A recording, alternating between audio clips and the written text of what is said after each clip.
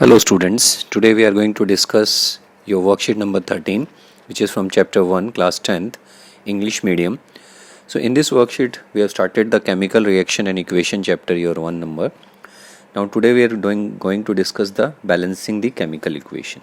So this balancing of chemical equation is actually based on the law of conservation of mass, that matter can neither be created nor be destroyed in a chemical reaction, and the number of atoms of the element involved in the chemical reaction should remain same at the reactant and the product side. मतलब कि जो number of atoms participate कर रहे हैं हमारे on the left hand side and on the right hand side, वो total number same होना चाहिए सभी elements का, and on the basis of this the balancing is there.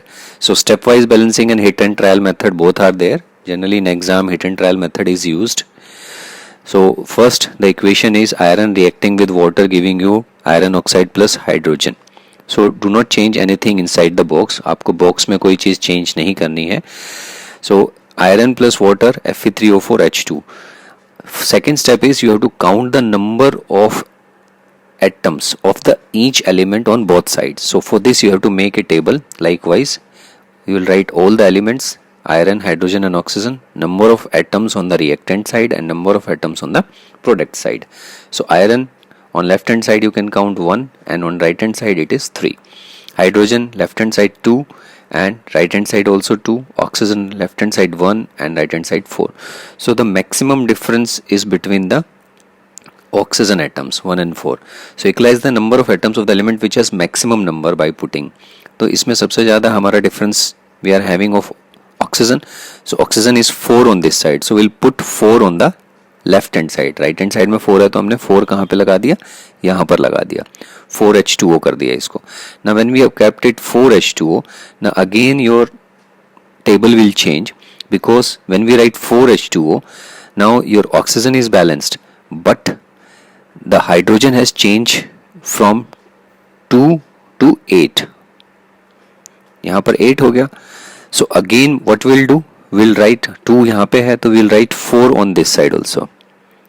So when we write 4 on this side, your hydrogen also become 8. Now only the iron is left. Iron is 1 on this side and 3. So we'll write 3 here. So it will become 3Fe, 4H2O, Fe3O4 and 4. So this is the balanced chemical equation. Now we have to write the physical state also. So iron in brackets S, that means solid state.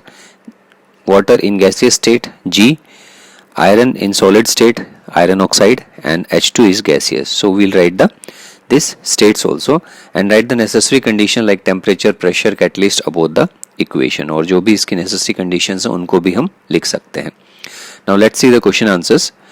Name and state law which is kept in mind when we balance a chemical reaction. So this is your answer. Matter can neither be created nor be destroyed in a chemical reaction. So the number of atom of the element involved in a chemical reaction should be remain same at the reactant and the product side.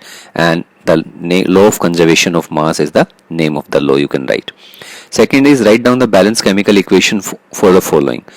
Zinc reacts with silver nitrate to produce zinc nitrate and silver. So zinc is reacting with silver nitrate AgNO3 giving you zinc nitrate and silver. This PbNO3 is of the next equation. ये यहाँ पे यहाँ तक है ये, तो इसको हमने बैलेंस देखना है. 2Ag okay, NO3 whole twice ठीक है, तो ये हमारी बैलेंस है. Next is potassium iodide reacts with lead nitrate to produce potassium nitrate and lead iodide. तो ये सेकंड इक्वेशन आपकी यहाँ से शुरू है.